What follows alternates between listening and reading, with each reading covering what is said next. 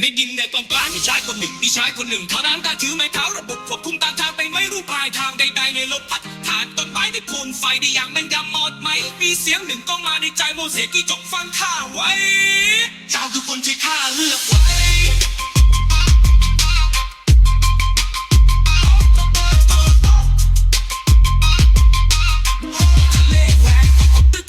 ผู้นำพิจารณายันลักยังไม่ติดเขาเจ้าลมสลายซอกกระจายสู่พื้นทวีปเจ้าได้ทำตามถ้อยสัญญาบางครั้งไม่ได้เห็นแผ่นดินนั้นเองมันเองตลอดไป